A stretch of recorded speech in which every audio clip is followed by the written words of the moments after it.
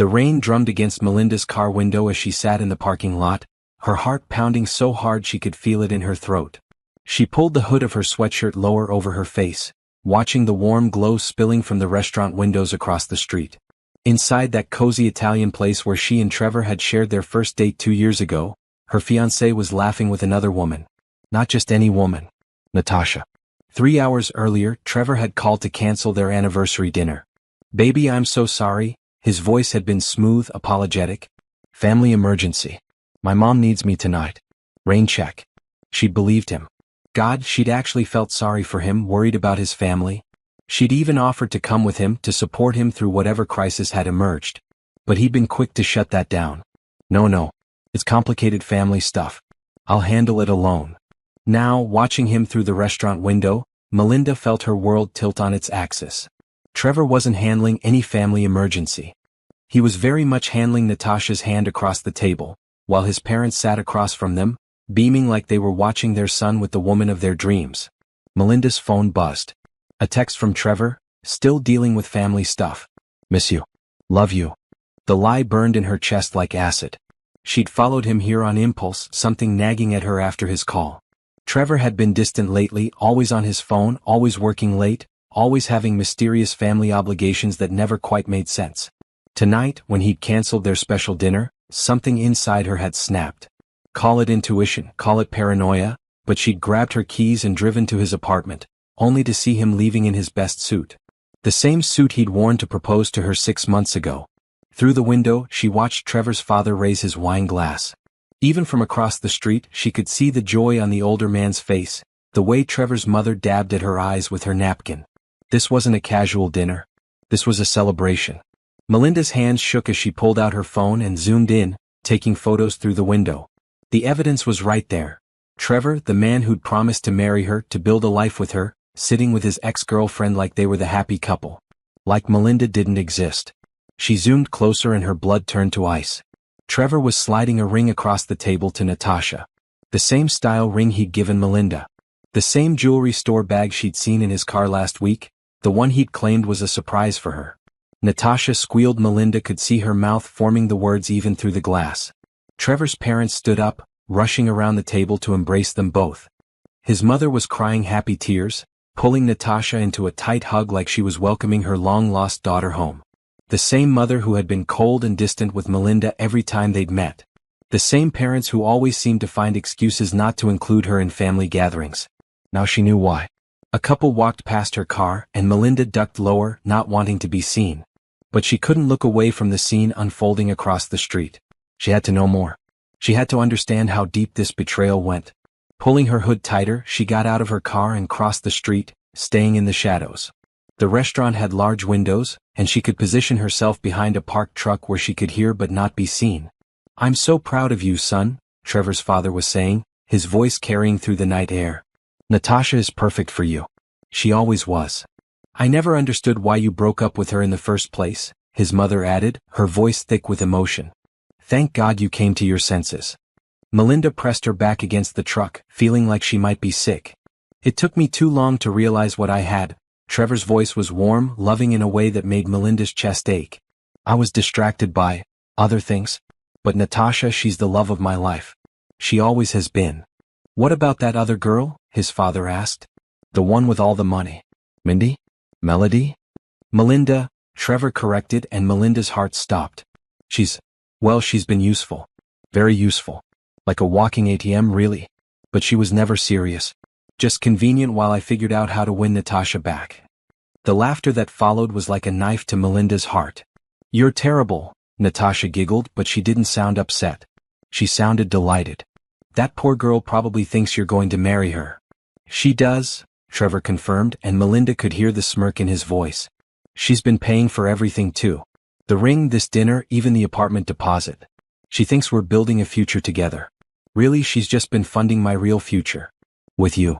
More laughter. His parents were laughing too, like Melinda's pain was the best joke they'd heard all year.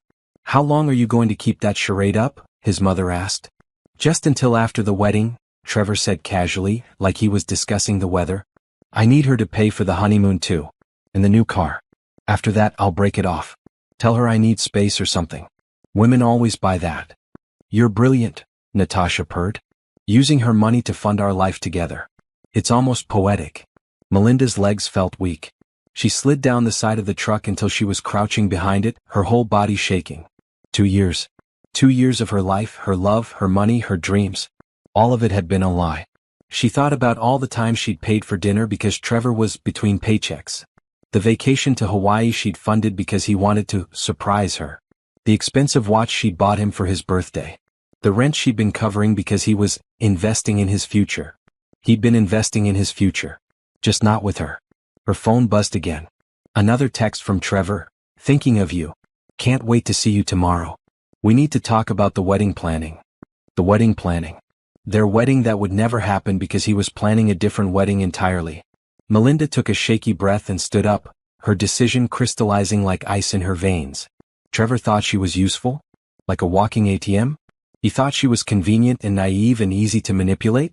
He was about to learn exactly how wrong he was. She pulled out her phone and started recording, capturing every word of their celebration, every laugh at her expense, every detail of their cruel deception. Evidence. She would need evidence for what came next. Because Trevor had made one crucial mistake. He'd underestimated her. Melinda wasn't just some convenient source of money. She was a successful business analyst with a sharp mind and connections throughout the city. She knew how to plan, how to strategize, how to execute complex projects. And now she had a new project. Destroying the man who thought he could destroy her. As she listened to them toast their engagement with wine she'd unknowingly paid for, Melinda felt something cold and determined settle in her chest. She'd been played, used, humiliated. But she wasn't broken. She was angry. And Trevor was about to discover that a walking ATM could do a lot more than just dispense cash. She could dispense justice. Melinda drove home in a daze, her mind spinning with everything she'd witnessed.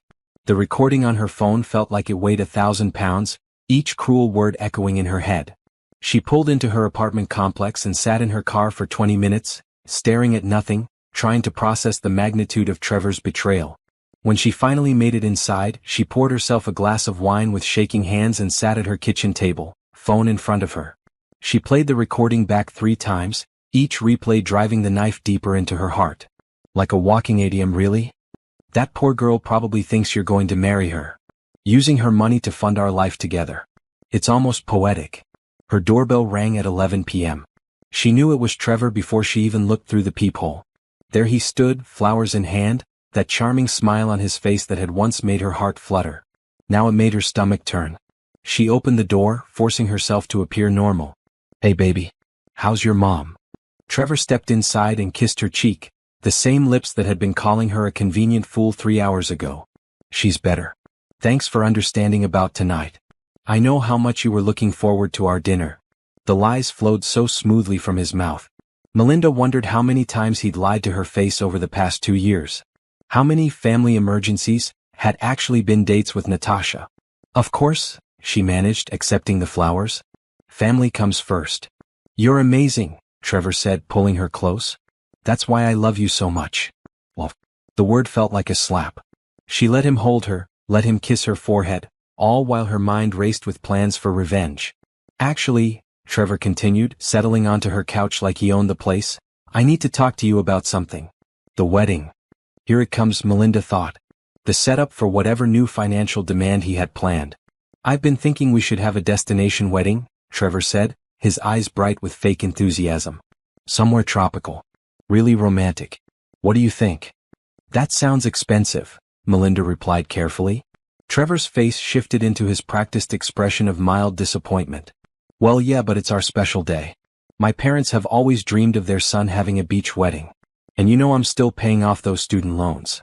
Student loans that Melinda now realized probably didn't exist, just like everything else about their relationship. How much are we talking about? She asked.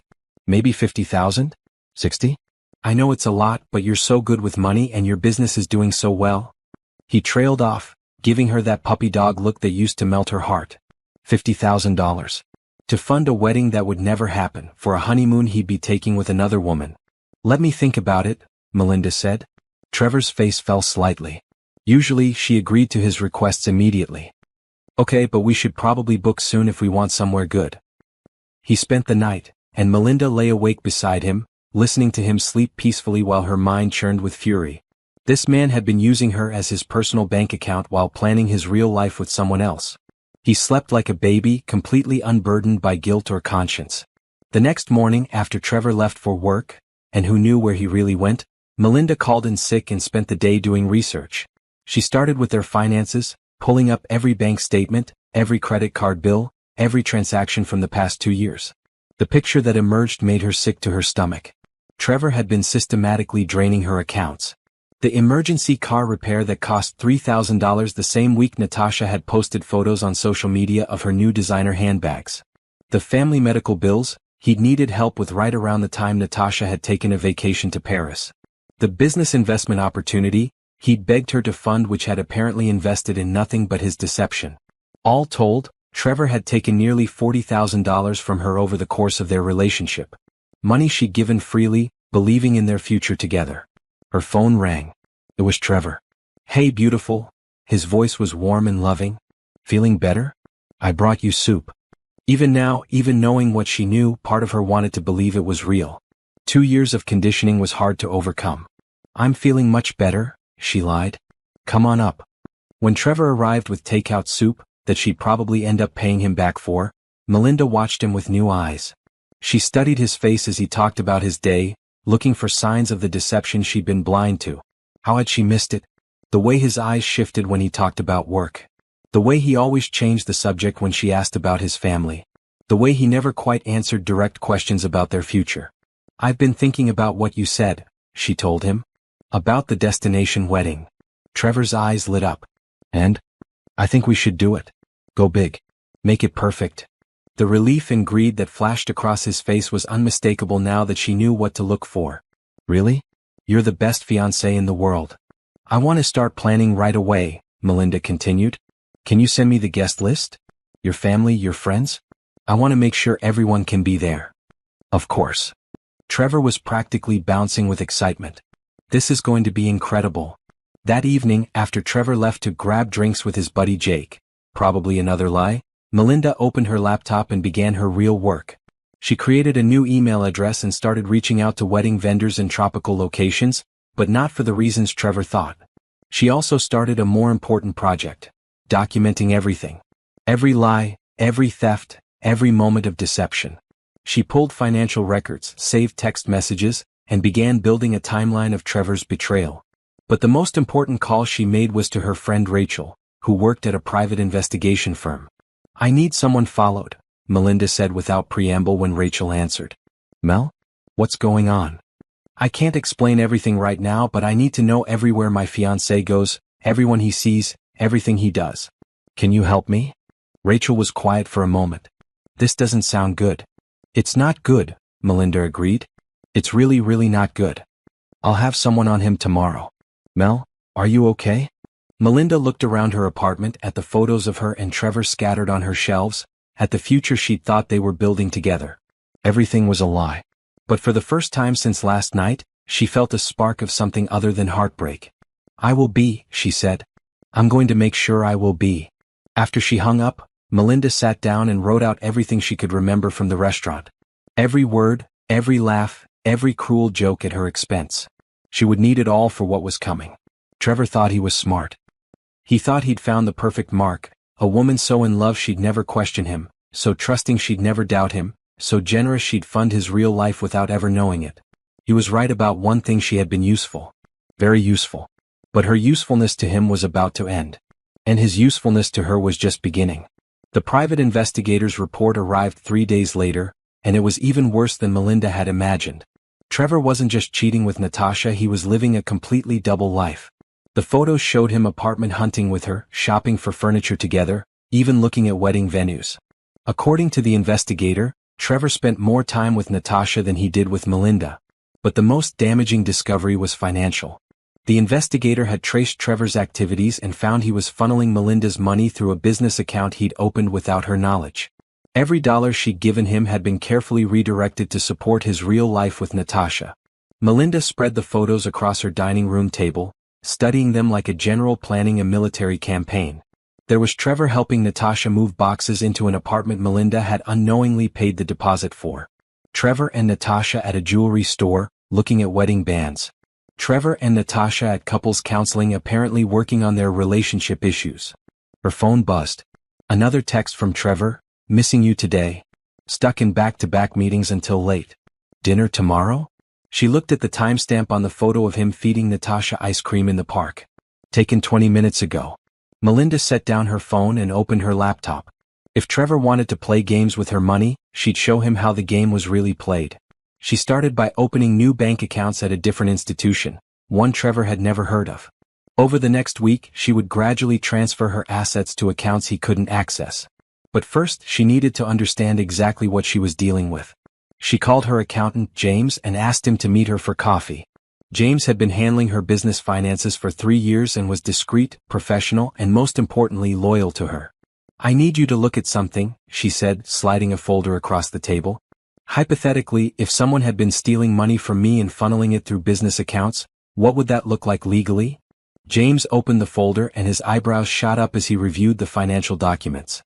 Melinda, this isn't hypothetical, is it? No, she admitted. It's not. This is fraud, James said quietly, his voice serious.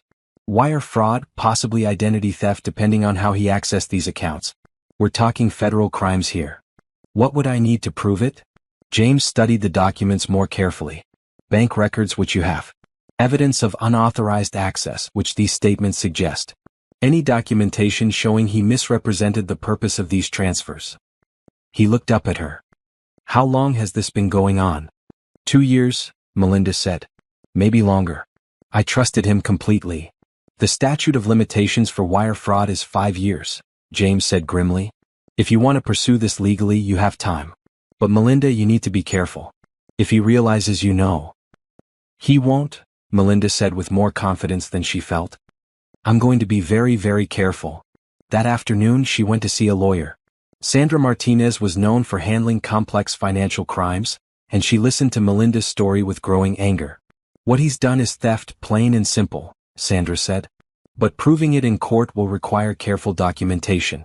Every conversation, every transaction, every lie needs to be recorded and verified.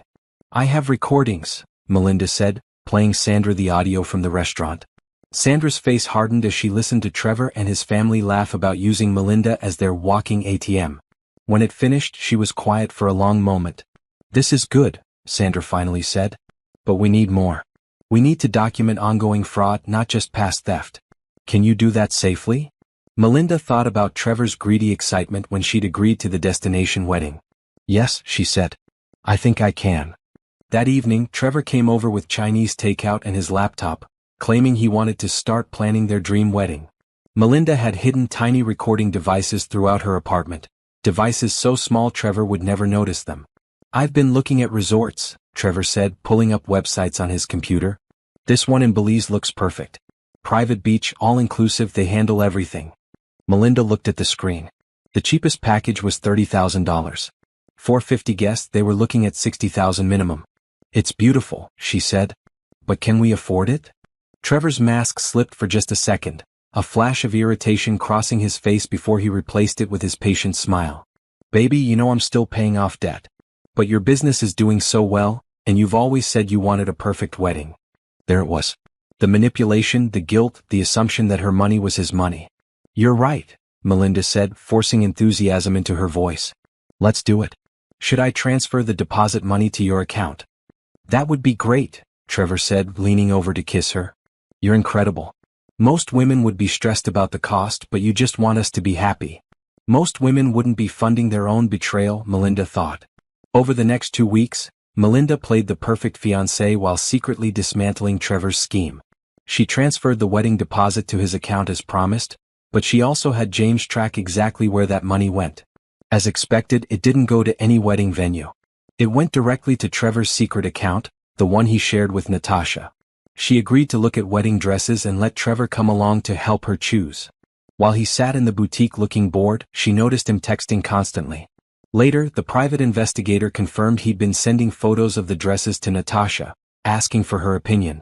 Her own wedding dress selection was being filtered through the woman who was really going to wear it. Each discovery was like a fresh knife wound, but Melinda forced herself to stay focused on the bigger picture. Every lie Trevor told was being recorded. Every dollar he took was being documented. Every moment of his deception was being carefully catalogued for the reckoning that was coming. The hardest part was pretending everything was normal. Kissing him goodnight while knowing those same lips had been on Natasha's skin hours earlier.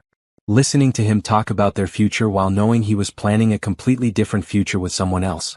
Watching him go through her mail, her financial documents, her private papers, looking for more opportunities to steal from her. But she endured it because she had a plan. And every day that passed, that plan grew more detailed and more devastating. Trevor had spent 2 years playing the long game with her heart and her money. Now it was her turn to play the long game with his life. The private investigator had discovered something interesting: Trevor's real job situation. He'd been fired from his position at the marketing firm 8 months ago for embezzling petty cash. Everything he'd told her about work promotions and business trips had been lies. He'd been unemployed for months, living entirely off her money while she believed he was building his career. Even worse, he'd forged her signature on several documents, including a loan application and a credit card. He'd stolen her identity as efficiently as he'd stolen her heart.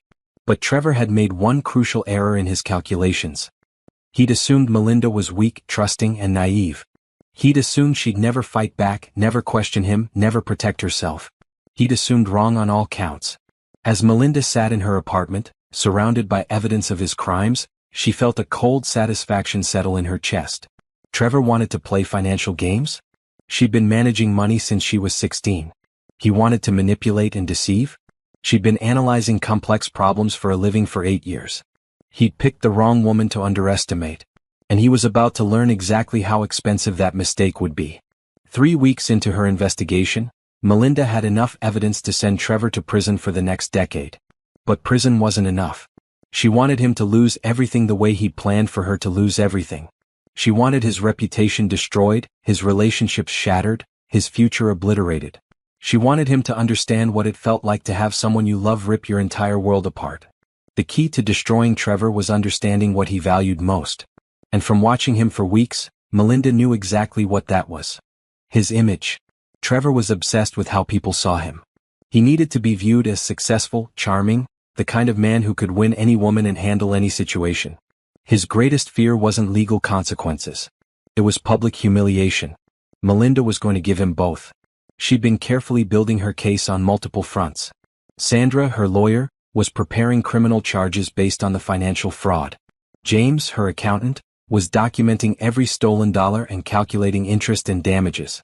The private investigator was tracking Trevor's every move, building a timeline of his deception. But Melinda's most important work was happening in her own apartment, during the hours Trevor spent with her planning their fake wedding. "I think we should invite everyone," she told him one evening as they sat on her couch with wedding planning books scattered around them. "All your coworkers, all your friends, your whole family. I want everyone to see how happy we are." Trevor's eyes lit up with greed. "That's a great idea. A big celebration." "I've been thinking about the cost," Melinda continued carefully. "For everything we want, we're looking at maybe $80,000 total." She watched Trevor's face. He was practically salivating at the number. That's a lot," he said, but his tone suggested he thought it was a lot of wonderful money for him to steal. "I know. But I have some investments I can liquidate. I want our wedding to be perfect." Melinda forced tears into her eyes. "Trevor, you're everything to me. I'd spend every penny I have to make you happy." Trevor pulled her close, and she could feel his excitement in the way his hands shook slightly. "Baby, you're amazing. I'm so lucky to have you." Lucky indeed, Melinda thought grimly. "There's just one thing," she said, pulling back to look at him. "I need you to sign some papers for the venue. Legal stuff about financial responsibility. You know how these places are." Trevor nodded eagerly. "Of course. Whatever you need." The papers Melinda had him sign weren't for any venue. They were authorization forms for James to investigate their joint accounts and financial history. By signing them, Trevor had given her legal permission to examine every transaction, every transfer, every penny he'd stolen from her. It was also a confession.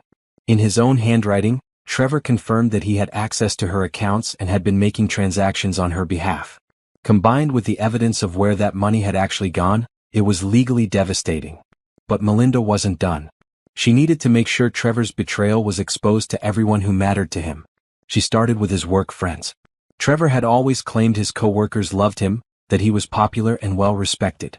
She reached out to them through professional networking sites, pretending to plan a surprise bachelor party. What she discovered was illuminating. Most of Trevor's supposed work friends had never heard of her. But they'd all met Natasha. At company parties, holiday events, office gatherings, Natasha had been introduced as Trevor's girlfriend for over a year.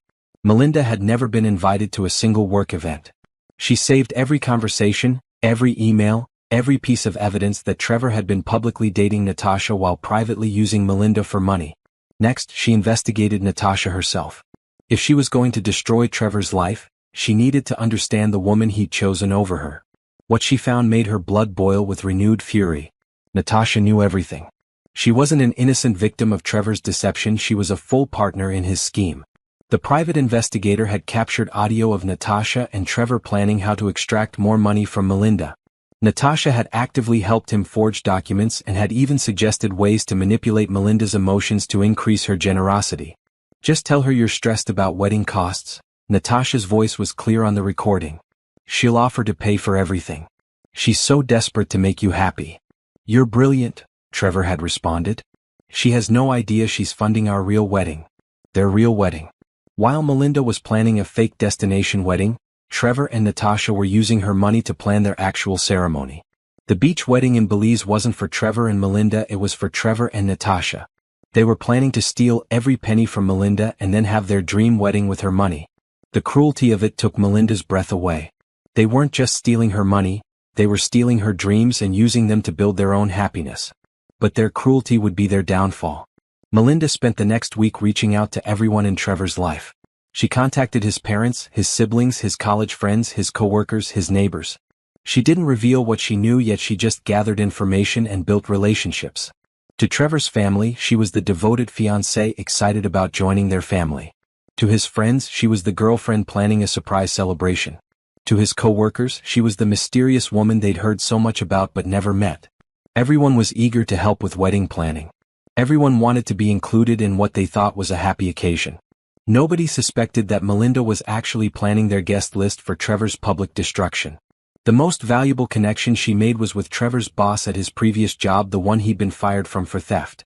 When Melinda reached out, claiming to be planning a surprise party for Trevor and needing contact information for his former colleagues, the woman's response was immediate and alarming.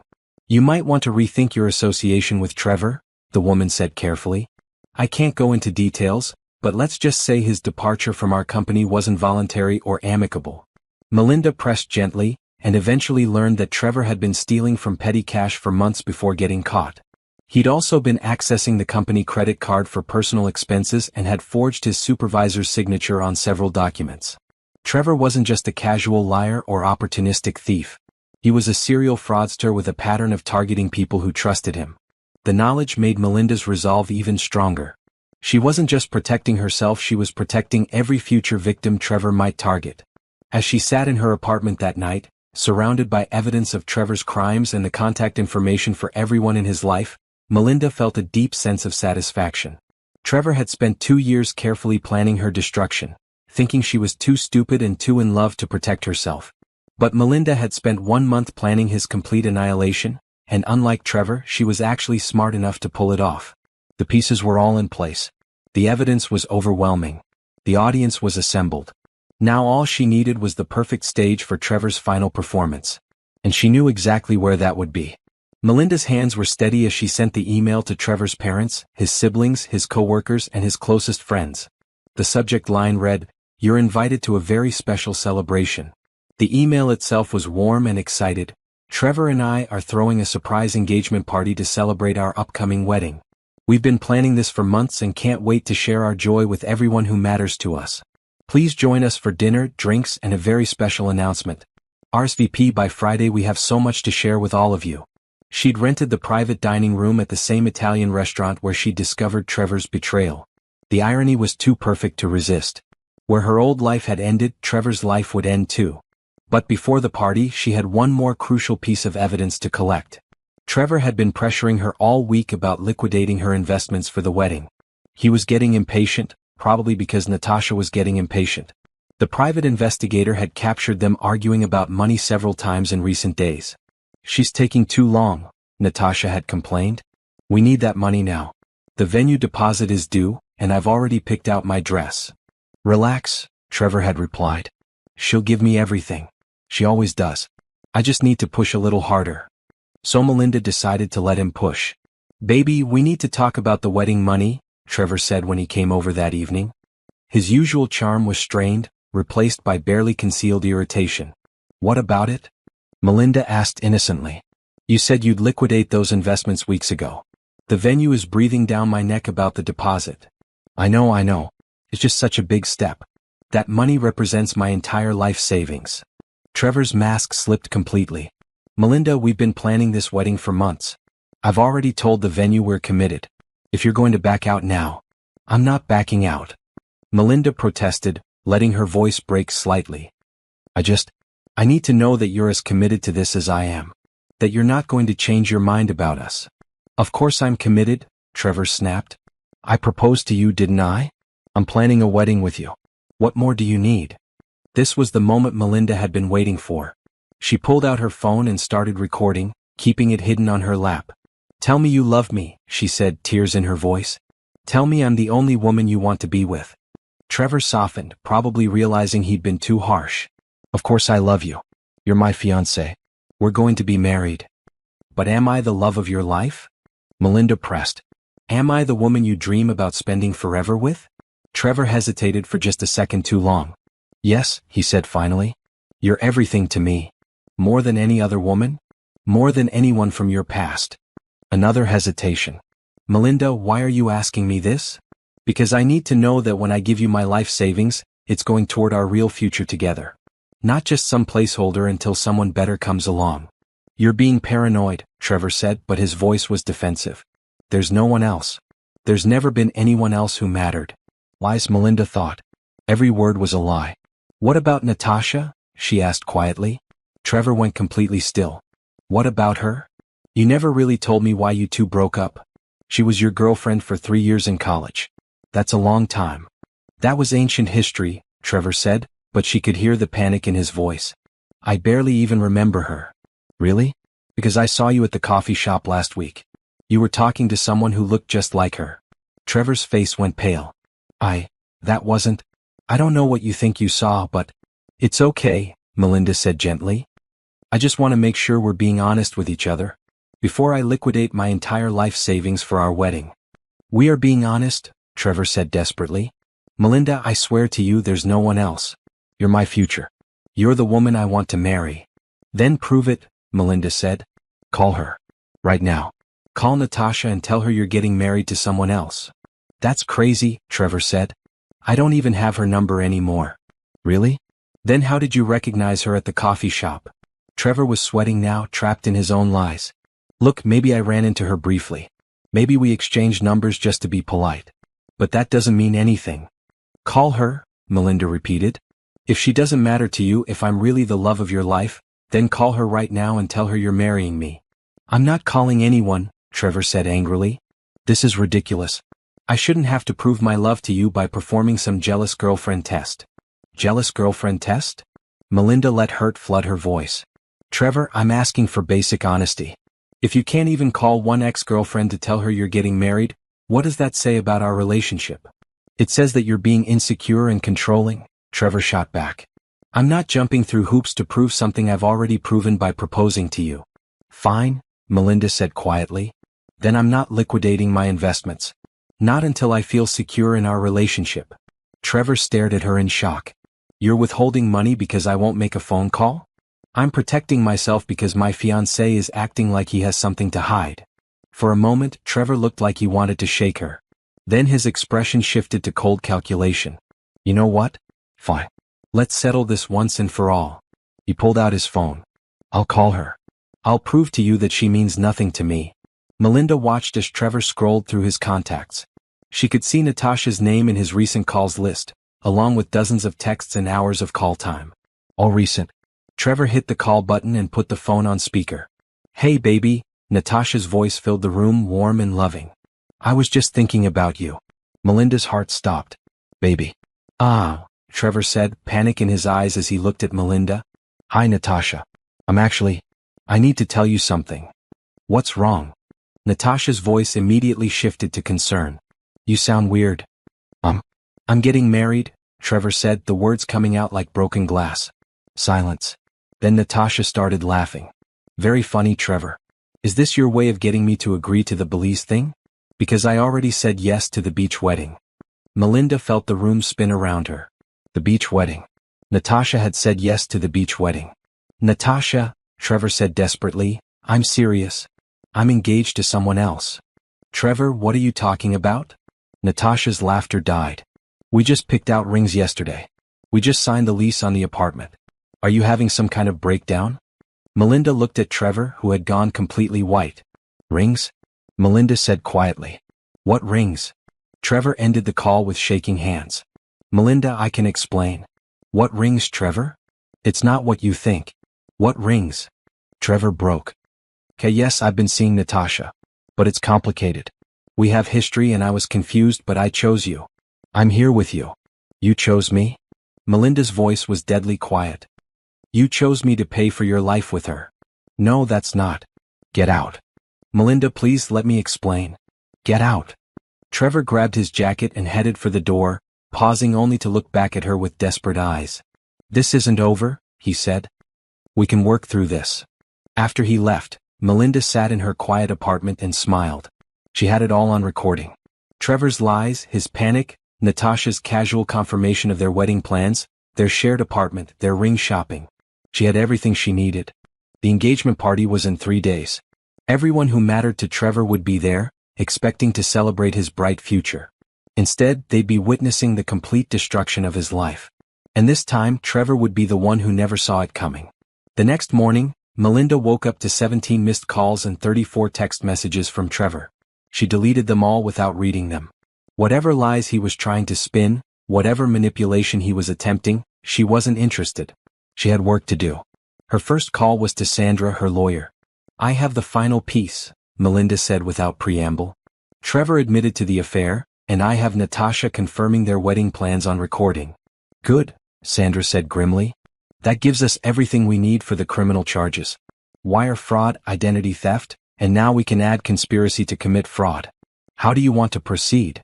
I want to file the charges after the engagement party. I want him to have one last moment of thinking he's won before everything crashes down. That's risky, Sandra warned. If he realizes you know everything, he might try to cover his tracks or disappear with whatever money he still has access to. He won't, Melinda said with confidence. His ego won't let him believe I'm smart enough to catch him. Sandra was quiet for a moment. Melinda, I have to ask. Are you sure about the public confrontation? It might feel good in the moment, but it could complicate the criminal case. I need everyone to know who he really is, Melinda said. His family, his friends, his coworkers. They all need to see his true face. Then we'll do it your way. But I'm filing a restraining order beforehand, just in case things get ugly. Melinda's next call was to the private investigator. I need you at the restaurant on Saturday night, she said. Hidden cameras, audio recording, everything documented. Can you do that? Absolutely, Rachel said. But Mel, are you sure you want to do this publicly? There might be a quieter way to handle this. There might be, Melinda agreed. But Trevor has spent 2 years publicly humiliating me without me even knowing it. Turnabout is fair play. Her third call was to James, her accountant. The financial documents are all ready, he reported. Every stolen dollar is documented, every forged signature is verified. We've also frozen all the accounts he has access to. If he tries to move any more money, we'll catch it immediately. What about the money he's already taken? Most of it is still in the accounts he shares with Natasha. Since it's provably stolen funds, we can get it back through civil litigation. Plus damages and interest. How much are we talking about total? With damages and penalties? Trevor is looking at owing you close to $200,000. Melinda smiled grimly. Trevor had thought he was stealing $40,000. He was about to learn that theft was much more expensive than he'd realized. But her most important call was to Trevor's mother. Mrs. Patterson? This is Melinda. I'm so excited about the party on Saturday. I have something very special planned for Trevor. Oh, how wonderful. Trevor's mother sounded delighted. He's such a lucky man to have found you. We're all so looking forward to celebrating with you both. The irony of those words made Melinda's chest tight with anger. This woman had laughed at her expense, had called her a walking ATM, had encouraged her son's cruelty. But she kept her voice warm and sweet. I was wondering if you could help me with something, Melinda continued. I want to surprise Trevor by having everyone share their favorite memories of him. Could you maybe ask the family to prepare some stories? Something about what a wonderful man he is. What a lovely idea. Yes, of course. We'll come prepared to tell everyone what a special boy Trevor has always been. Special indeed, Melinda thought. By Friday afternoon, Melinda had confirmed that 43 people would be attending Trevor's engagement party. His parents, his siblings, his co-workers from both his current and previous jobs, his college friends and his neighbors. Everyone who mattered in his life would be there. She'd also confirmed that none of them knew about Natasha. Trevor had been keeping his two lives completely separate. To his family and friends, Melinda was his devoted fiancé. To his work colleagues and his real social circle, Natasha was his girlfriend. He'd been managing two completely different identities, and neither side knew the other existed. That compartmentalization had protected him for 2 years. Tomorrow night it would destroy him. Trevor had been calling and texting constantly since their confrontation, but Melinda had been ignoring him completely. Finally, on Friday evening she answered. Melinda, thank God. Trevor's voice was desperate. We need to talk. I can explain everything. Can you? Melinda asked calmly. Yes. Look, I made mistakes. I was confused about my feelings and I handled things badly. But I love you. I want to marry you. Natasha was she was a mistake. Interesting, Melinda said. So you're choosing me over her? Yes. Absolutely. I already told Natasha it's over. I'm committed to you, to our future together. Another lie. The private investigator had confirmed that Trevor had seen Natasha twice since their confrontation, and they'd been apartment hunting both times. I'm glad to hear that, Melinda said. I've been thinking about what you said and you're right. I was being insecure and controlling. She could hear Trevor's relief through the phone. Really? Really? I love you, Trevor. I want to marry you. I want us to be happy together. Thank you, Trevor said, his voice thick with emotion that might have even been genuine. I promise things will be different. No more lies, no more confusion. Just us. I'm looking forward to the party tomorrow, Melinda said. I have something very special planned. What kind of special? It's a surprise. But Trevor? I think it's going to change everything between us. I love you, Trevor said. I know I've been an idiot, but I love you so much. I know you do, Melinda replied. See you tomorrow night. After she hung up, Melinda sat in her apartment and looked around one last time. Tomorrow night, her old life would officially end. Trevor would be exposed, arrested, and destroyed. But she would be free. Free from his lies, his manipulation, his theft. Free from the woman she'd been when she loved him, naive, trusting, generous to a fault. Tomorrow night she would become someone new. Someone who fought back. Someone who didn't let herself be used and discarded. Someone who made sure that people who hurt her paid the full price for their cruelty. She pulled out her phone and sent one final text to Trevor. Can't wait to see you tomorrow. I have so much to tell everyone about us. His response came immediately. I love you too. Tomorrow will be perfect. Melinda smiled and turned off her phone. Trevor was right about one thing. Tomorrow would be perfect. Just not for him. Saturday morning arrived gray and rainy, which Melinda took as a good omen. Everything about this day felt like the calm before a storm, and she wanted the weather to match her mood. She spent the morning at the spa, getting her hair and makeup done. Not because she wanted to look beautiful for Trevor, but because she wanted to look powerful.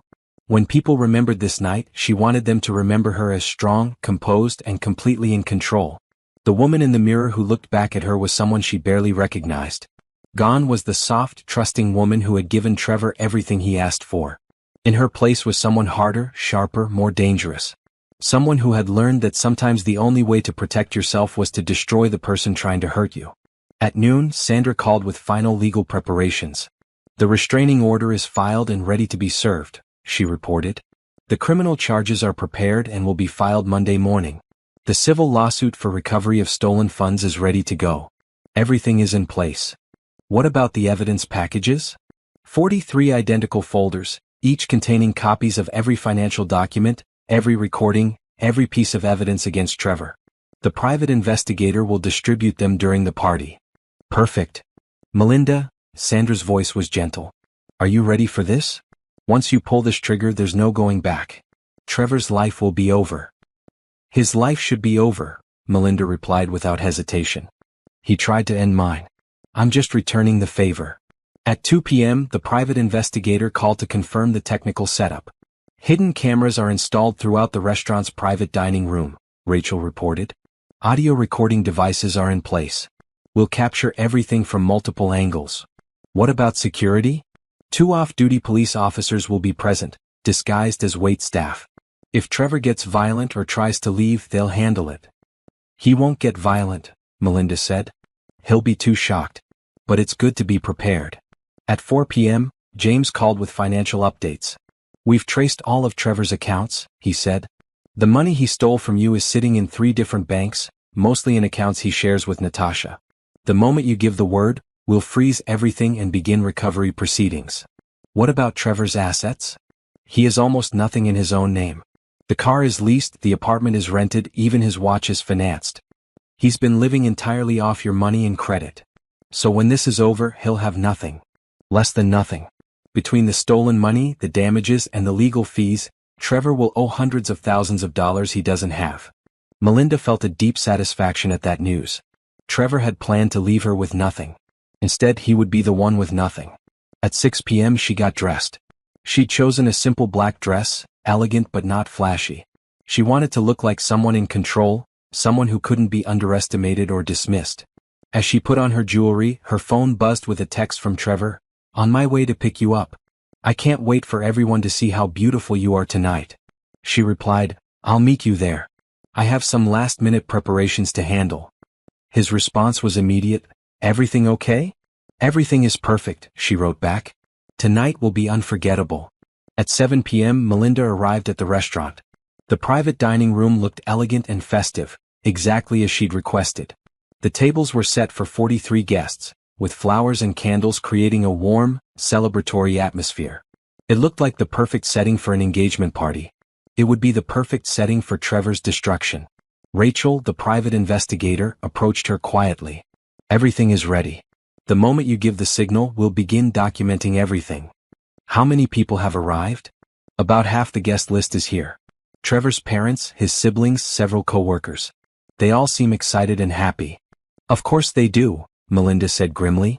They think they're celebrating love. They have no idea they're about to witness a murder. Metaphorically speaking, Rachel said carefully. Metaphorically, Melinda agreed.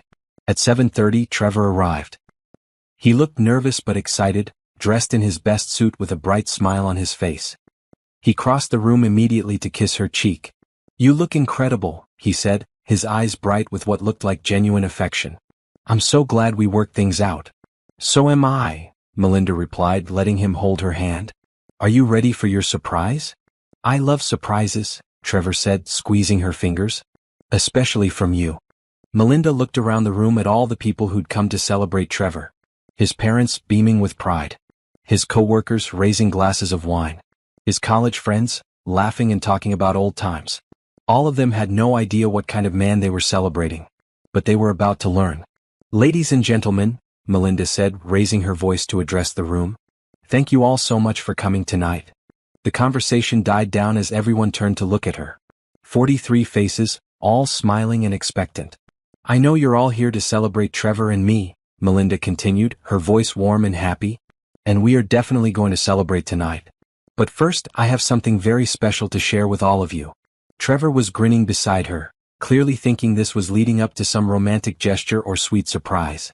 He had no idea that his life was about to end. You see, Melinda said, her smile never wavering, Trevor and I have been planning this evening for weeks. And I've learned so much about the man I thought I was going to marry. The private investigator moved quietly around the room, handing out folders to each guest. People accepted them curiously, not yet opening them. Trevor, Melinda said, turning to face him directly. Do you remember what you told your parents about me at this very restaurant a month ago? Trevor's face went white. Melinda, what are you? You called me your walking ATM, she said clearly, her voice carrying to every corner of the room. You told them I was just convenient while you figured out how to win back the love of your life. That's not, Trevor started, but Melinda wasn't finished. Ladies and gentlemen, she announced to the shocked room, I'd like you all to meet the real Trevor Patterson. The man who's been using me as his personal bank account while planning his actual wedding to his actual fiancée, Natasha. The room erupted in shocked murmurs as people began opening their folders. Trevor made a desperate grab for the nearest folder, but it was too late. The evidence was already spreading through the room like wildfire. His mother's face went ashen as she read the financial documents. His father's hands shook as he looked at the photos of Trevor and Natasha apartment hunting. His co-workers stared in horror at the recordings of Trevor laughing about his walking ATM. "Melinda, please," Trevor said desperately. "Let me explain." "Oh, you'll have plenty of opportunities to explain," Melinda said calmly. "To the police, to the FBI, to the judge. You see, stealing $40,000 from someone you claim to love isn't just heartbreak. It's federal wire fraud." Trevor looked around the room at all the faces staring at him with shock and disgust. His whole world was crumbling in real time, and there was nothing he could do to stop it. "Surprise," Melinda said softly, her voice audible in the dead silence of the room. The walking ATM had just dispensed the most expensive withdrawal of Trevor's life. And the transaction was going to cost him everything. The silence in the room was deafening. 43 people sat frozen, staring at the evidence in their hands while Trevor stood in the center like a deer caught in headlights. His mother was the first to speak, her voice shaking with disbelief. "Trevor, what is this? What are these bank statements?" Trevor opened his mouth, but no words came out. He looked desperately around the room, searching for a friendly face, but found only shocked stares and disgusted expressions. "I can answer that, Mrs. Patterson," Melinda said calmly. "Those are records showing how your son systematically stole $40,000 from me over the past 2 years. Every emergency, every crisis, every sad story about family medical bills or car repairs, all lies designed to get money from me." Trevor's father stood up slowly, his face red with anger. "Son, is this true?" "Dad, I can explain," Trevor started. "Actually, let me save you the trouble," Melinda interrupted. She pulled out her phone and connected it to the restaurant's sound system. "I think everyone should hear this." The recording from the restaurant a month ago filled the room. Trevor's voice, clear and unmistakable, laughing with his parents about his walking ATM. Calling Melinda useful but not serious. Planning to use her money to fund his real life with Natasha. As the recording played, Melinda watched the faces around the room. Trevor's mother looked like she was going to be sick. His co-workers were staring at him with horror. His college friends were backing away from him like he was contagious. When the recording ended, the silence was even more complete than before. "There's more," Melinda said pleasantly. "Trevor has been living a completely double life. While he was telling all of you about our wonderful relationship, he was also engaged to another woman named Natasha. They'd been planning their wedding for months using my money, of course." She played the phone call with Natasha, where she casually mentioned their wedding plans and their shared apartment. Several people in the room gasped audibly. Trevor's sister stood up, her face pale. "Trevor, who is Natasha?" She's nobody," Trevor said desperately. "An ex-girlfriend. It's complicated, but..." "She's your fiancé," Melinda corrected. "You gave her a ring. You signed a lease together. You've been planning a beach wedding in Belize, the same wedding you convinced me to pay for." One of Trevor's co-workers, a woman named Jennifer, was flipping through the evidence folder with growing anger. "Trevor, are these photos of you with another woman?" "Jennifer, I can explain. These are dated last week." Jennifer stood up, waving the photos. "You were apartment hunting with her last Tuesday. The same day you told us at work that you were having dinner with your fiancé." "Which fiancé?" another co-worker called out. "Melinda or Natasha?" Trevor's face was sweating now, his usual charm completely gone. "Look, I made some mistakes." "Mistakes?" Melinda's voice cut through his stammering. "Trevor, you didn't make mistakes. You committed federal crimes. Wire fraud, identity theft, forgery. You used my credit cards, forged my signature, and stole money from our joint accounts." His father was reading through the financial documents, his face getting redder by the minute. "Trevor, these numbers, $40,000? You stole $40,000 from this woman?" "It wasn't stealing," Trevor said weakly. "We were engaged. Couples share money." "While you were engaged to someone else," his mother snapped. "Trevor, how could you do this? How could you bring such shame on our family?" The same mother who had laughed about Melinda being a walking ATM was now horrified to be associated with her son's crimes. "Mr. and Mrs. Patterson," Melinda said, her voice gentle but firm, "I want you to know that I hold you partially responsible for this. The recording clearly shows you encouraging Trevor's deception and laughing about my pain." Trevor's mother went white. "We didn't know." "You knew enough," Melinda replied. "You knew Trevor was using me for money while planning to marry someone else. You thought it was funny?" She turned to address the entire room. I want everyone here to understand exactly who Trevor is. For 2 years he convinced me that he loved me. He proposed to me. He planned a wedding with me. All while stealing from me to fund his real life with another woman. Trevor made one last desperate attempt to control the situation. Melinda, please. Yes, I made mistakes. Yes, I hurt you. But we can work this out privately. You don't need to involve all these people. These people deserve to know who you really are, Melinda said firmly. Your family deserves to know they raised a criminal. Your friends deserve to know they've been socializing with a fraud. Your coworkers deserve to know they work with a thief. Jennifer from Trevor's office stood up again. Wait a minute. Trevor, didn't you tell us your girlfriend was helping you buy a house? Trevor's face went even whiter. That was my money, Melinda said. He told me it was for our future home together. Apparently he told you it was for his home with me. In reality, it was for his apartment with Natasha. Jesus Christ, Trevor, one of his college friends muttered. How many lies have you told? How many people have you stolen from? Another coworker added. Trevor looked around the room frantically, but there was no escape. Every face showed disgust, anger, or betrayal. His entire social circle was collapsing in real time. I think everyone should also know, Melinda continued, that Trevor was fired from his previous job for embezzlement. The pattern of theft and deception goes back years. His former coworkers who had been quiet until now, suddenly spoke up. We couldn't say anything due to legal agreements, one of them said, but since it's out there now, yes. Trevor was terminated for stealing from petty cash and using the company credit card for personal expenses. He also forged signatures on expense reports, another added. Trevor was now standing alone in the center of the room while 43 people stared at him with complete disgust. His parents were crying. His siblings had moved away from him. His friends and coworkers were looking at him like they'd never seen him before. The police will be here soon, Melinda announced calmly. Trevor will be arrested tonight for wire fraud, identity theft, and forgery. The evidence is overwhelming and undeniable. Melinda, please, Trevor tried one last time, his voice breaking.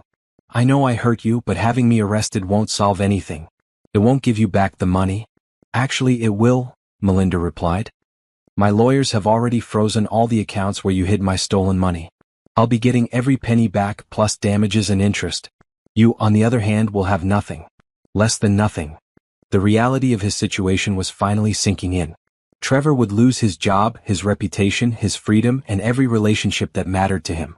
He would face years in federal prison and emerge with a criminal record and hundreds of thousands of dollars in debt. His mother stood up shakily. Trevor, how could you do this to us? To yourself? To this poor girl who loved you?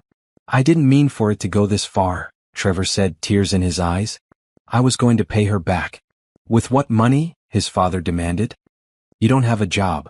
You've been living off stolen funds for months. Sirens could be heard in the distance, getting closer. The police are here, Melinda announced. Trevor, I want you to remember this moment. Remember how it feels to have everyone you care about discover who you really are. Remember how it feels to lose everything in a single night. She looked around the room at all the shocked faces. That's how I felt when I discovered your betrayal. The difference is I was innocent. You're not. The police entered the restaurant just as Trevor collapsed into a chair, his head in his hands. The man who had been so confident, so charming, so sure he could manipulate anyone, was now broken and exposed. As they read him his rights and placed him in handcuffs, Trevor looked at Melinda one last time. I really did love you, he said quietly. No, Melinda replied, her voice steady and strong. You loved my money. You loved my trust. You loved how easy I was to manipulate. But you never loved me. As they led Trevor away in handcuffs, the room remained silent. 43 people who had come to celebrate an engagement had instead witnessed the complete destruction of a man's life. But Melinda felt no sympathy. Trevor had planned to destroy her life and leave her with nothing while he rode off into the sunset with another woman and her money. Instead, he was the one left with nothing. Justice, Melinda thought, was a beautiful thing. The restaurant emptied quickly after Trevor's arrest. His family left in stunned silence, his mother crying and his father making angry phone calls to lawyers. His co-workers and friends scattered like they were afraid his criminality might be contagious. Melinda sat alone in the empty dining room, surrounded by the evidence folders and abandoned wine glasses. The private investigator approached her quietly. How are you feeling? Rachel asked. Free, Melinda replied without hesitation. For the first time in 2 years, I feel completely free. Over the next few days, Melinda's life transformed completely. The local news picked up the story, local woman exposes fiancé's elaborate fraud scheme. And suddenly everyone wanted to interview the woman who had orchestrated such a perfect revenge. But Melinda declined most interviews. She had no interest in being famous for being victimized. She had better things to do with her life. The legal proceedings moved swiftly. Trevor's lawyer tried to negotiate a plea deal, but Sandra was ruthless in her prosecution. With the overwhelming evidence Melinda had gathered, Trevor had no choice but to plead guilty to all charges. He's looking at 5 to 7 years in federal prison, Sandra reported after the sentencing hearing. Plus full restitution, which with damages and interest comes to $250,000. What about Natasha?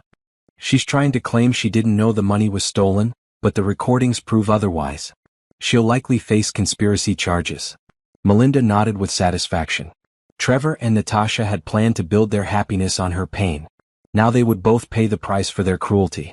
The financial recovery was even better than expected. James had managed to freeze and recover not just the $40,000 Trevor had stolen, but also the interest and investments he'd made with her money. All told, you're getting back about $60,000, James reported. Plus the court awarded significant damages for emotional distress and punitive measures. Trevor owes you $250,000 he'll never be able to pay. What happens when he gets out of prison with no money and no prospects? That's his problem, James said grimly. Maybe he should have thought about that before he decided to steal from someone who trusted him.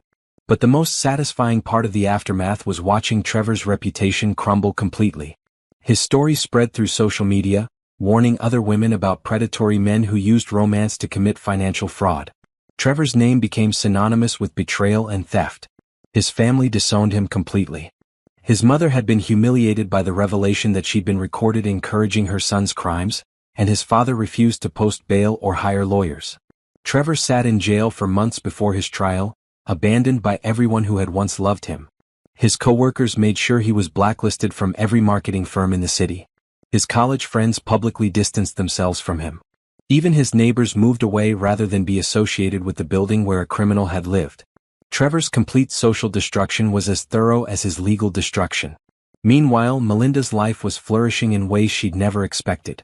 With Trevor's poisonous influence removed, she found herself thinking more clearly, working more effectively, and feeling more confident than she had in years. She used some of the recovered money to start her own consulting business, specializing in financial analysis for small businesses. Within months, she was busier than she'd ever been and happier than she'd been since before she met Trevor. But the best part was the relationships she built with other women who had been through similar experiences. The news coverage had brought dozens of women forward with their own stories of financial abuse and romantic fraud. Melinda started a support group for survivors of financial abuse, helping other women recognize the warning signs and protect themselves from predatory partners. It gave her a sense of purpose that went far beyond her personal revenge. "You saved my life," one woman told her at a support group meeting.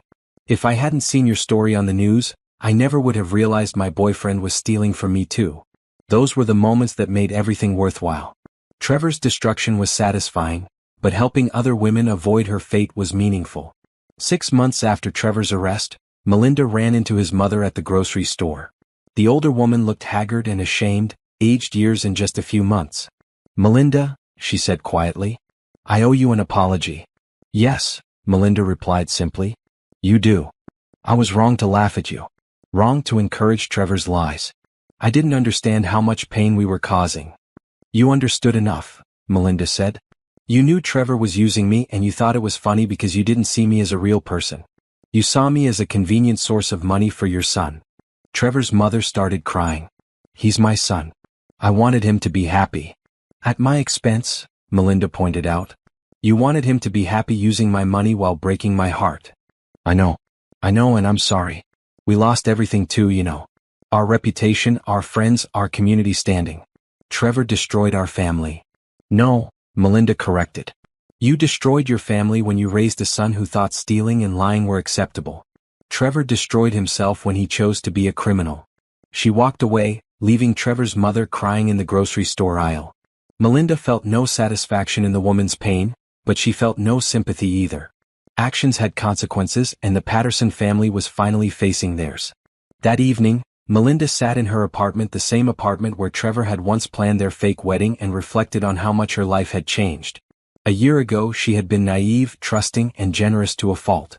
She had believed in love, in honesty, in the goodness of people.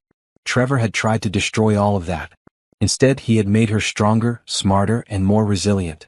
She was still generous, but now she was careful about who deserved her generosity. She still believed in love, but now she knew the difference between real love and manipulation. Most importantly, she had learned that sometimes the only way to protect yourself was to fight back. Trevor had wanted to use her as a stepping stone to his dreams. Instead, he had become a stepping stone to hers. As she looked around her apartment, now redecorated and refurnished to reflect her new life, Melinda smiled. Trevor was in prison, facing years of consequences for his crimes. Natasha was facing her own legal troubles and social destruction. And Melinda? Melinda was free, successful, and surrounded by people who actually cared about her. Trevor had taught her a valuable lesson. Not everyone who claims to love you actually does. But Melinda had taught him an even more valuable lesson. Underestimating the wrong woman could cost you everything. 1 year later, Melinda stood in the conference room of her own consulting firm, looking out at the city skyline through floor-to-ceiling windows. Her business had grown beyond her wildest dreams, and she now employed 12 people helping small businesses with financial planning and fraud prevention. Her assistant knocked on the door. "Melinda? There's someone here to see you. Says his name is Marcus and he's from the Department of Justice." Melinda smiled and nodded for him to be sent in. She'd been expecting this visit. Marcus was a federal prosecutor who had been working on a larger investigation into financial fraud schemes. Trevor's case had led them to a network of men who used romance to commit theft, and they wanted Melinda's help identifying patterns and warning signs. "Ms. Williams," Marcus said as he entered her office, "thank you for agreeing to consult on these cases. Your documentation in the Patterson case was extraordinary." "Thank you," Melinda replied, gesturing for him to sit. "I'm happy to help protect other women from what I went through." They spent an hour reviewing files of similar cases, and Melinda was struck by how familiar the patterns were. Men who isolated their victims, who created false emergencies to request money, who maintained double lives while draining their partner's resources. "The good news," Marcus said as they wrapped up, "is that your case has become a template for prosecution. We're seeing much higher conviction rates now that we know what to look for." After Marcus left, Melinda returned to her window view of the city. In the distance, she could see the federal courthouse where Trevor was serving his sentence. The same building where Natasha had been sentenced to 3 years for conspiracy and fraud. Her phone buzzed with a text from her boyfriend Daniel, a kind and honest man she'd met through her support group work. He was a therapist who specialized in helping fraud victims rebuild their lives, and they'd bonded over their shared commitment to helping others heal from financial abuse. "How did the DOJ meeting go?" his text read. "Very well," she replied. "They want me to consult on more cases. I think I'm going to say yes." "I'm proud of you," came his immediate response. "You've turned your pain into purpose." That evening, Daniel took her to dinner at a small restaurant across town. As they sat together talking about their plans for the weekend, Melinda reflected on how different this relationship was from her time with Trevor. Daniel was transparent about his finances, never asked her for money, and actively encouraged her business success. He supported her work with other fraud victims and celebrated her achievements without trying to take credit. Most importantly, he saw her as a full person rather than a convenient resource. "I have something to tell you," Daniel said as they finished their meal. "I got a letter from the prison today. Trevor is asking to see me." Melinda looked up sharply. "He wants therapy?" "Apparently. His lawyer thinks it might help with early parole consideration if he can show he's working on his issues." "Are you going to see him?" Daniel was quiet for a moment. "Only if you're okay with it. I wouldn't want to do anything that might upset you." This was another difference between Daniel and Trevor. Daniel considered her feelings and asked for her opinion rather than making unilateral decisions and expecting her to go along with them. "I think you should see him," Melinda said finally. "Not for his sake but for your research. Understanding how men like Trevor think could help you help other victims." Daniel smiled and reached across the table to squeeze her hand. "You never stop thinking about helping others, do you?"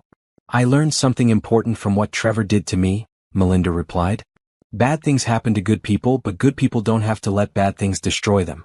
We can choose to use our experiences to help others." A week later, Daniel came back from his session with Trevor with disturbing but not surprising news. He still doesn't think he did anything really wrong, Daniel reported. He keeps saying it was just relationship drama that got blown out of proportion. He thinks you were vindictive for pressing charges. Of course he does, Melinda said without surprise. Men like Trevor never accept responsibility for their actions. They always find a way to make themselves the victim. He asked about you, Daniel continued. Wanted to know if you were happy if you'd moved on. I think he was hoping to hear that you were miserable without him. What did you tell him? The truth. That you're successful, happy, and helping other women avoid men like him. He didn't like that at all. Melinda wasn't surprised. Trevor's ego couldn't handle the idea that she had thrived without him while he had lost everything. The narrative he'd constructed in his mind probably cast him as the wronged party and her as the crazy ex who had overreacted. But Melinda didn't care what Trevor thought anymore. His opinion had no power over her life. What mattered was the letter she received that same week from a woman named Sarah who had attended one of her support group meetings. Dear Melinda, the letter read, I wanted you to know that your story saved me from a man who was stealing from me exactly the way Trevor stole from you. When I heard you speak about the warning signs, I realized my boyfriend was following the same playbook. I confronted him with evidence, and he confessed to taking almost $20,000 from me over 8 months. Because of your advice, I was able to recover most of the money and get him prosecuted. He's now in jail and I'm rebuilding my life. Thank you for turning your pain into protection for other women. Letters like Sarah's arrived regularly now. Women who had recognized predatory patterns because of Melinda's story. Women who had found the courage to fight back because they'd seen her do it successfully. Women who had avoided financial abuse entirely because they'd learned the warning signs. Each letter was a victory that went far beyond her personal revenge against Trevor. On the 1-year anniversary of Trevor's arrest, Melinda threw a party not to celebrate his destruction, but to celebrate her new life. Her employees, her support group members, Daniel and several other friends gathered in her apartment to toast her success and resilience. A year ago, Melinda said, raising her glass to the room, I thought my life was over. I thought losing Trevor meant losing everything that mattered. But I learned something important. When someone tries to destroy you, the best revenge is building a life so good that their opinion becomes irrelevant. The room erupted in applause and cheers. Later that evening, after everyone had gone home, Melinda and Daniel sat on her balcony looking out at the city lights. Do you ever regret how you handled things with Trevor? Daniel asked. Some people might say you were too harsh. Melinda considered the question seriously. No, she said finally. Trevor spent 2 years planning to destroy my life and steal my future. He got exactly what he deserved. And because I fought back, other women have been protected from men like him. No regrets at all? Only one, Melinda said with a smile. I regret that it took me so long to realize how much better my life could be without him. As she sat there with a man who actually loved and respected her, surrounded by the success she'd built from the ashes of Trevor's betrayal, Melinda felt a deep satisfaction that had nothing to do with revenge. Trevor had wanted to use her as a stepping stone to happiness with another woman. Instead, she had used his betrayal as a stepping stone to a happiness he could never have imagined or stolen. He was in prison, disowned by his family, abandoned by his friends, and facing years of consequences for his crimes. She was free, successful, loved, and using her experience to protect other women. In the end, the walking ATM had dispensed the most expensive lesson of Trevor's life. Some women fight back, and when they do, they don't just win. They dominate.